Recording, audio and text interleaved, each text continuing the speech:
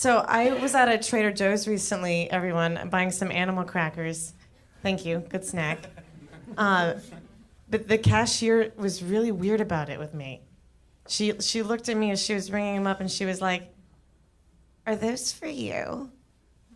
I was like, "Yeah, I'm just buying some animal crackers, you know," and she was like, "You should say that they're for the kids." I was like, "Oh, I don't have kids. I sorry." And she was like, "It's strange you're buying them for yourself. Say that they're for children." I was like, "Okay, cool. They're for the kids. Great. Great." And then 2 minutes later, when we're wrapping up the transaction, she leans in again, like we're like good buddies now. And she goes, "You know, if I'm going to be honest, sometimes I still eat baby food." That's not the same. Don't relate to me. What? Oh my God. Baby food. I do not eat baby food. I do work with kids actually in Brooklyn. I'm a story show teacher. I get to read books to toddlers. It's so much fun.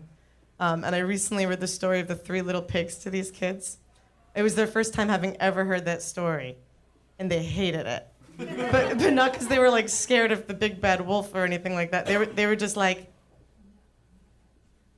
"That doesn't make any sense. Why do they all live in separate houses?" Like, I wasn't thinking, these kids live in a city. They're not afraid of wolves. They're afraid of rent increase. Like, I didn't even, you know what I mean? They looked at me and they're like, I just don't understand. Why don't all 3 pigs live all together in the brick house and rent out the other 2 for a profit? That's what they should. I'm like, slow down. I'm like, what about the big bad wolf? Are you scared of him? They were like, "Clearly he's just a metaphor for gentrification. That's all he is." And that was it. They're smart kids. What are you gonna do? Is anyone here on a date tonight? Woo woo? No one's dating. I'm dating right now, guys. It's hard. I think dating is like karaoke, because my friends say it's fun, and I disagree. Do you know what I mean? I think singing a song in karaoke is like being in a relationship, because you think you know a song, but then like inevitably halfway through, some part comes on that you've never heard before, you know, and you're just like, "Wait, what? Who are you? I thought I knew you." You know, it's a terrible feeling. You're like looking in the monitor like, "Oh, you're an alcoholic. Oh my God. This isn't how it's supposed to go. This is not how this..." And you just stick it out for the chorus because that's the good times, you know? That's always the good times, you know? I don't know if this has ever happened to you in karaoke. This always happens to me where like as the song is going, some like dance break, musical interlude will happen. And I'm so stressed out. I don't know what to do. I feel like that's when you're in a relationship and like it's going south, but you got to make it look fun. Do you know what I mean? It's all like guitar, like, you know, pretending you can play the guitar and like, yeah, you know. But like inside you're like, "Oh my God, when's this gonna end? How long does this go on?" It's like a 5-year song. Do you know what I mean? It's one of those songs. And you're like, you can't leave because you picked the song. Everyone else knows the song. Your mom loves the song, you know? And finally, you get off stage and you say to all your friends, like, "Well, that was terrible." And your friends, they all look at you and they're like, "Yeah. We didn't want to say anything when you picked it, but that song's a piece of garbage." And you're like, "Wow, thanks so much. Thank you." I went on a date recently. How bad was it? You guys the next day texted me, thanking me for being a trooper. Guys, it's fun. We're having fun. You know, it's fun stuff. Do you guys like Zamboni machines? I know it's a hard turn from dating. I know. I'm a big fan of Zamboni machines. You all know Zambonis, the ice resurfacers? I want to tell you this lovely fact about Zamboni machines. I don't know if you know this. They were invented by a guy named Frank Zamboni. Isn't that amazing? I love it. And I want to tell you this. If you don't know this about Frank Zamboni, you can go look up his biography. It's on the Zamboni website. I'm going to share with you the opening line of his biography. Are you ready? I hope you're ready. Okay, it says this. "If necessity is the mother of invention, well, Frank Zamboni may as well be the father." Do you hear that? The mother of invention is the abstract concept of need, and the father of invention is a guy from Utah who invented the ice resurfacer. It's very on par, it's pretty great. I love history so much. I went to the Transit Museum here in Brooklyn. I don't know if you guys have been there. It's so much fun. Yeah, it's so great. I love history. Oh, yeah, trains are great. There's a plaque on the wall that was describing this incident that I want to share with you because I think this is amazing, okay?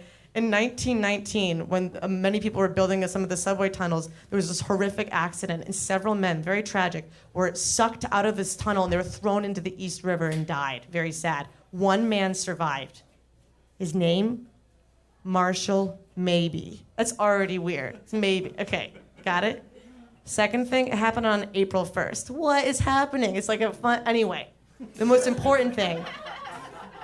You can read his interview, which was in the New York Evening Post in 1919. It's posted on this wall. You can research this. He describes how terrifying it was. The metal crushing his body, choking, how he was thrown. But this is one line. This is a direct quote from this article in which he describes it, and I'm going to share with you right now. Marshall Maybe, direct quote. He says, "I was being squeezed tighter than any girl has ever held me." You're what? You're gonna use this near-death experience to describe how you've never felt the proper love of a woman? Like, what is happening? How did this, why is this a thing? And then I started thinking about times I've almost died. I got in a really bad car accident a couple years ago. I don't know if any of you guys have been in a car accident. It's so scary. And I think one of the weirdest things about surviving a car accident is you still have to deal with the wrecked car. You know what I mean? There's like this huge hunk of metal that nearly destroyed me, and I still have to take care of it. And I realized that's just like every guy I've ever dated. Do you know? Okay. Oh, that's too mean. Okay, that's too mean. Okay, I'll do a different one. Okay, different one. Okay, what if it's like this? What if I survive a plane crash, okay, and I'm interviewed on the news. I'm like holding the microphone, and I'm shaking. I'm like staring into the camera. I'm like, oh, it was so scary. The plane went down so quick. Faster than any man has chosen to go down on me. Maybe it's a sex thing. Maybe it's like it's a sex thing. I don't know. Speaking of trains, I'm gonna get out of here. I'll tell you a quick train story of the old MTA. I was riding the train recently, and it was a very crowded train. It was like in the afternoon, a lot of kids out of school, and then a really drunk man got on the train car, and I know he was drunk because this is the way he got on the train car.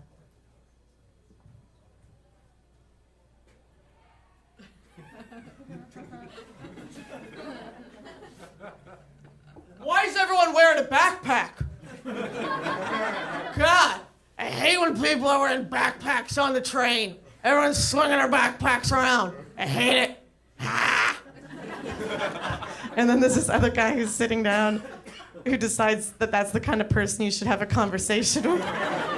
This other guy's sitting down and is like, maybe they got books in their bags. you ever think about that? Maybe they're studying. Education's a problem in this country right now. Maybe it's books in those bags. So it's getting really heated on like a Tuesday afternoon, you know what I mean? And then another person starts talking to the whole train. Another person says to everyone, "You know what, everyone? I agree with the first man. Backpacks are pretty frustrating. And if we all just put them on the ground, it'd be safer for everyone." And I realize the person talking is me. Like, what? Shut up, you know what I mean? And then a fourth person joined this weird dialogue, you guys, okay? It was this like 13-year-old girl. No one had even noticed her. She's sitting in the far corner of the train car, she has like a little backpack on her lap, right? And she just looks at everyone and goes, "I think we're all just doing our best." So she won the train, you guys. That's it for me. Give it back up to your host. Thank you so much. Keep it going for Amy, everybody.